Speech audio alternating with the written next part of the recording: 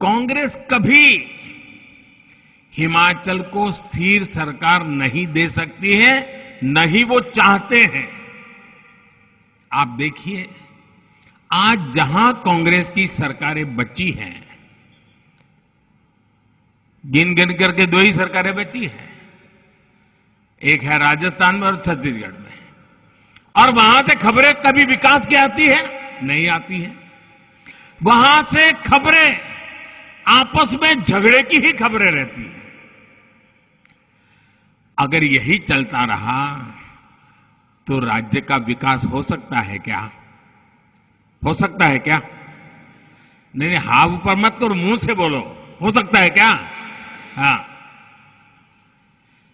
मेरा तो अनुभव कहता है कांग्रेस यानी अस्थिरता की गारंटी, कांग्रेस यानी भ्रष्टाचार घोटाले की गारंटी, कांग्रेस यानी विकास कार्यों में रोड़े अटकाने की गारंटी।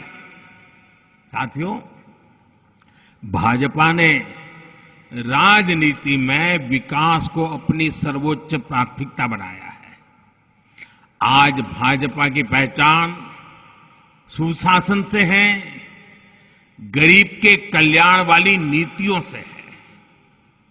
भाजपा वही बातें कहती है जो कर सकती है, और जो कहती है उसे पूरा करने के लिए पूरी शक्ति खपा देती है। वहीं कई राजनीतिक दल सिर्फ और सिर्फ परिवारवाद और वोट बैंक की पॉलिटिक्स के भरोसे चल रहे हैं। इसलिए बीजेपी की सरकारों का जैसे जैसे लोगों को अनुभव आता है, लोगों का विश्वास बढ़ता जाता है और बार बार आशीर्वाद मिलता रहता है। आपने 2019 के लोकसभा चुनाव में ये करके दिखाया है। भाजपा सरकार पूर्ण बहुमत के साथ फिर वापस आई। मध्य प्रदेश, गुजरात, हरियाणा, गोवा जैसे राज्यों में बीजेपी सरकारें कई बार सरकार में वापस आई है।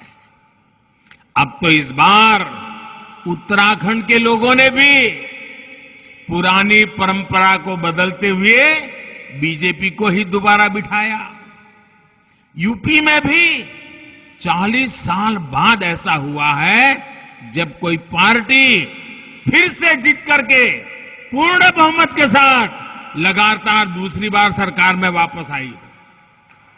मणिपुर में भी भाजपा की सरकार फिर से आकर के एक नया इतिहास बन गया है।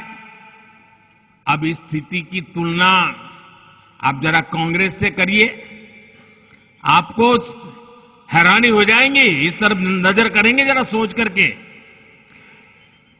कांग्रेस का इतिहास क्या है और लोगों का कांग्रेस के प्रति गुस्सा कितना है। एक बार सरकार से गई तो फिर उसका वापस लौटना ही मुश्किल होता है। अब देखिए तमिलनाडु में वहां के लोगों ने करीब 60 साल पहले वहां से कांग्रेस को निकाला, अब तक वापस नहीं आई। 60 साल हो गए, घुसने नहीं देते।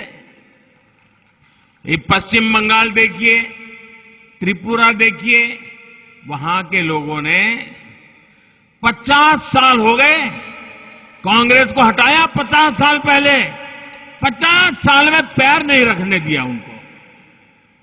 उत्तर प्रदेश, बिहार और गुजरात के लोगों ने कांग्रेस को करीब 40 साल से सत्ता के बाहर करके रखा हुआ है।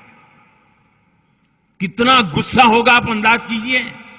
उड़ीसा के लोगों ने भी कांग्रेस को करीब 30 साल से सरकार में आने से रोक रखा है। नागालैंड में भी कांग्रेस करीब 25 साल से लगातार चुनाव हार रही है।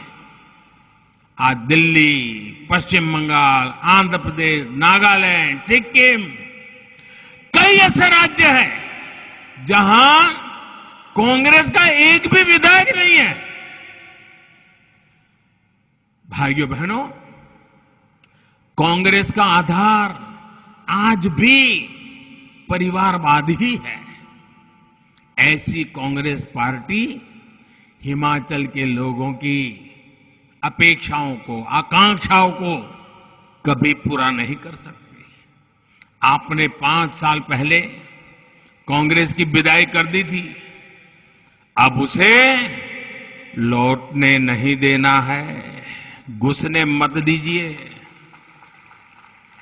आज मुझे ये देखकर खुशी है कि हिमाचल के लोगों को भी ये भली भांति समझ आ गया है कि 5 साल बाद हर बार सरकार बदलने की परंपरा, इस परंपरा ने सबसे ज्यादा किसी का नुकसान किया है तो राज्य का नुकसान किया है, राज्य के नौजवानों के सपनों को कुचल दिया है।